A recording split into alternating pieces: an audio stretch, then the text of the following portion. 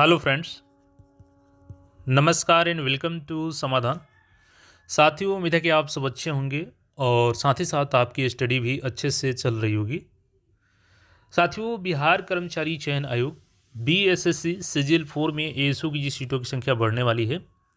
हालांकि हमने इससे पहले बात किया है, लेकिन यहाँ पे अब एग्जैक्ट बात करेंगे कितने सीट बढ़ेंगी। लेकिन इससे पहले आप सभी को बता दें साथियों कि जैसा कि आज से आपका नया वर्ष शुरू हो रहा है, तो देखिए ये बस आपके लिए कैलेंडर बदला है, लेकिन आपकी ज़िंदगी में वही बेरोज़गारी है अभी।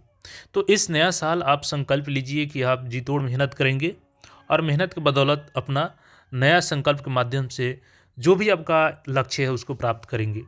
अब जैसे कल ही आपका बीपीएससी एएसओ का मार्कशीट जो जारी हुआ है, कई ऐसे छात्र हैं जो एक एक नंबर से चूक गए हैं। हालांकि यहाँ पे छात्रों में कोई कमी नहीं है, क्योंकि सीट भी तो लिमिटेड था, 41 था, तो यहाँ पे तो मुश्किल ही था, कम ही लोग का सिलेक्शन होगा। लेकिन आप में इसका मतलब कोई कमी नहीं है, आप मेहनत को कंटिन्यू रखें। हालांकि कुछ छात्र जो 5-10 नंबर से कम छूट गए हैं, तो उनको थोड़ा सा अपना देखना होगा कि कहाँ पे कमी रह गई है और उसको सुधार कीजिए। और बेहतरीन मौका है आपके पास, सीजीएल 4 में एएसओ की अच्छी खासी सीट है और बढ़ने वाली है, तो यहाँ पे आप एएसओ बन सकते हैं। वहाँ नहीं बने तो कोई बात नहीं। चलिए अब यहाँ पे हम लोग बात करते हैं। अच्छे से आप लोग पढ़ाई कीजिएगा इस नए साल में और सिलेक्शन लीजिएगा।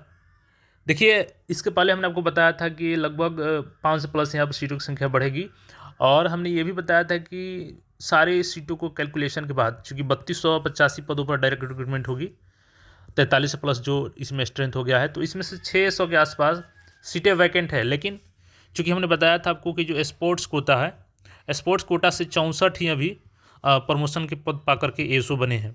ठीक है, यानी कि जो एएसओ बने हैं स्पोर्ट्स कोटा से, उनकी संख्या 64 है। तो हमने बताया था कि इसमें से कुछ सीटें 600 में से घटेंगी और वो स्पोर्ट्स कोटा के लिए जाएंगी, तो उसके बाद जो सीटें बचेंगी उस पर ही आपका ऐड किया जाएगा। तो अभी कितना ऐड किया जाएगा? 529 पद इसमें एएसओ का ऐड किया जाएगा अभी, और इसके बारे में हम लोग जानेंगे। और ये चीज़ है कि अब कैलेंडर जारी होगा। देखिए, कल फुल फ्लेजेज में जो चेयरमैन सर हैं उनको नियुक्ति मिल चुकी है अध्यक्ष पद के लिए अगले 5 वर्षों के लिए। तो सारे एग्ज़ाम आपके ये इंक्लूडेड बीएसएससी सीजीएल 4 बीएसओ सबका एग्ज़ाम कराएंगे, और इवन आज हो सकता है कि इस पर बैठक भी हो। ठीक है, तो अब थोड़ा सा हम समझते हैं कि आपके मन में एक डाउट रहेगा हमेशा बीएसएससी के लिए, क्योंकि जो पहले से बीएसएससी की कार्यप्रणाली है वो कहीं ना कहीं इससे छात्र निराश जरूर है। लेकिन आपको अब इस नए साल में मेहनत करनी होगी, क्योंकि बीएसएससी का समय के साथ बदलाव हो रहा है। अभी आपने देखा कि इसमें क्वेश्चन पेपर मिल रहा है, आंसर की जारी किया जा रहा है, आपका कट ऑफ भी बताया जा रहा है। तो ऐसा नहीं है, बदलाव हो रहा है, तो आपको मेहनत कंटिन्यूटी के साथ बनाए रखनी होगी। अब चलिए सीटों के बारे में थोड़ा समझ देख लेते हैं, और क्या फॉर्म रीओपन होगा इसके बारे में भी हम लोग बात करेंगे। देखिए, पहले से ऑलरेडी 14 से 6 वैकेंसी है एएसओ का, और हमने बता रखा था कि 1400 में अभी और ऐड होगा।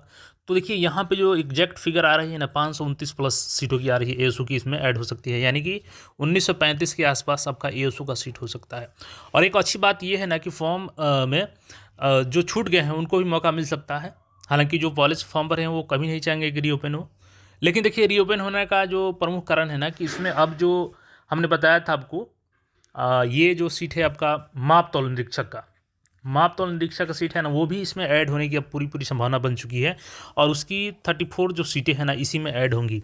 यानी कि अभी बात करें हम लोग कितना सीट ऐड हो सकता है अभी एग्जैक्ट टाइम में, तो 529 प्लस इसमें आपका 34 जोड़िएगा ना, तो 563 सीट ऐड होने जा रही है।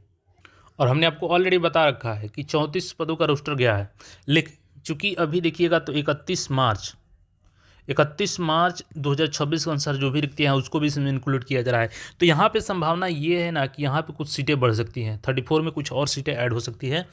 और जब 34 में ऐड सीटें होंगी ये, तो यानी कि चूँकि टोटल 563 आने वाला है, जिसमें आपका एएसओ का भी है और आपका माप तौल का निरीक्षक का है, तो 34 ये हो गया और 529 एएसओ का।